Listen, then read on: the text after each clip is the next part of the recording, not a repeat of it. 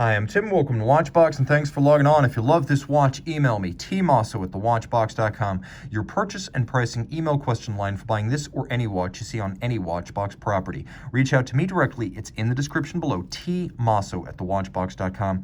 Today, we are discussing the modern-day Omega Seamaster, launched in this form in 1993 and built specifically the way you see here from 2006 to 2011.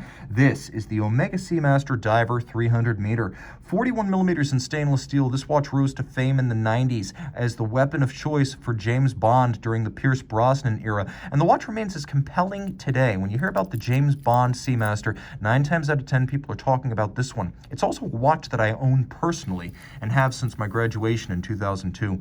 On my 16 centimeter circumference wrist, you can see it is perfectly dimensioned and proportioned. 41 millimeters in diameter, the watch measures 12.8 millimeters thick. Compare that to the current Diver 300 meter, which is 13.7, and you can see sometimes change is not good. From lug to lug, 48 millimeters, and if we include the solid end links of the bracelet, the absolute distance across the wrist is 52.6. Nevertheless, I can recommend this watch even on the bracelet for a wrist as small as 14 centimeters circumference. Now, the watch is comfortable. It has a 20 millimeter spacing between its lug horns, which means you can fit a huge array of aftermarket and OEM straps. It fits easily underneath the cuff, so whether you're shaken or stirred, your tuxedo is easily going to slide over that diving bezel. Taking a quick look at the bracelet, it's always been a fascinating design with 5 links, polished intermediates, staggered link alignment, and as you can see, somewhat rounded shoulder links. It's always had a little bit of an air of formality about it that sets it apart from the more utilitarian 3-link Rolex Oyster. This is somewhere between a dress bracelet and a sports bracelet, but it's solidly built. You can also see that the pins and sleeves were used to size this bracelet back in that period, and you'll need a block and a punch to size at home.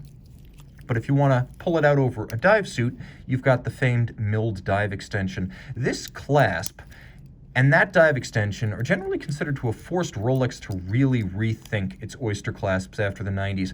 Those were stamped, cheap, and felt like tinsel. This is milled from the solid, has a massive swing arm, trigger rather than clamshell release, and instead of a couple of sheets of tin foil for the clasp, you have another milled out swing arm just like the deployant, and it feels just as solid. It's still a solid and confidence-inspiring piece. You can also see that as we roll back, another signature of this model, the helium escape valve, which you screw out before you start a dive, and if you're saturation diving with exotic gas mixtures, helium can get inside the watch. As you're ascending, that helium can't exit as quickly as it enters. So when you open this valve, when the internal pressure exceeds external by 2 to 3 bar, the helium starts venting out the valve. As a result, it's not going to blow out the crystal or the seals. Who's going to need that? Very few people. But then again, luxury often is about getting more than you need. It's a wonderful conversation piece.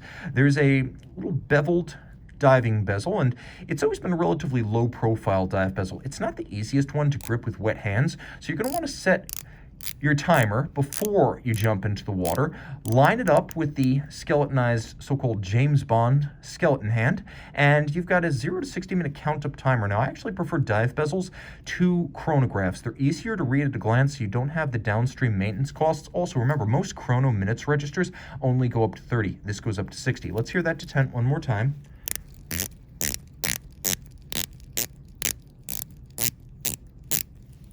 It's 120 click, it's very sharp, but it doesn't quite glide like a Rolex bezel. It's got its own personality. Screw down crown, 300 meter water resistance. You've got that lyre style lug that folds inward as well as outward with a polished outer bezel, or bevel, I should say. And the bezel also has a bevel, and then the mid case has satin finish. There's an aluminum anodized insert in the bezel, and the dial features the Omega Wave, as it was often called. This basic design debuted at Baselworld 1993, and the fact that it's still in the catalog speaks to its legs and endurance. This is now the longest running unrefreshed Omega Seamaster design. While it has been tailored and refined over the years, the same basic design language, dial, bezel, and case continue to persist in the model line. At over a quarter century, this is now the longest running continuously used Seamaster design, creating comparisons to Rolex's Submariner, and no other Seamaster earns those plaudits. Now you can see that this Seamaster includes applique indices. Pierce wasn't so lucky. His would have featured a printed dial, as did mine. So this is a little bit upscale compared to the 90s version. It's also got a coaxial chronometer movement, caliber 2500 underneath the hippocampus. It has 27 joules, automatic winding, a 48-hour power reserve. It is a coaxial escapement, meaning you get increased power reserve compared to the ETA 2892A2 on which this movement is based. That's a 42-hour power reserve. This is a 48. You've got stop seconds. You've got a quick set date. You have a free sprung balance for greater shock tolerance, 5-position adjustment, the COSC chronometer certification.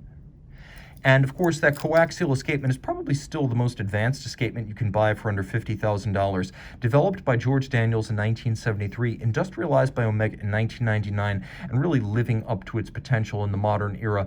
It's basically the reason Rolex changed to its so-called chronergy escapement starting in the mid-2010s. They needed something to answer this. Omega proving to be the leader for once, and Rolex the follower. Reach out to tmosso at thewatchbox.com for purchase and pricing. And we're back with the Seamaster Diver 300 meter.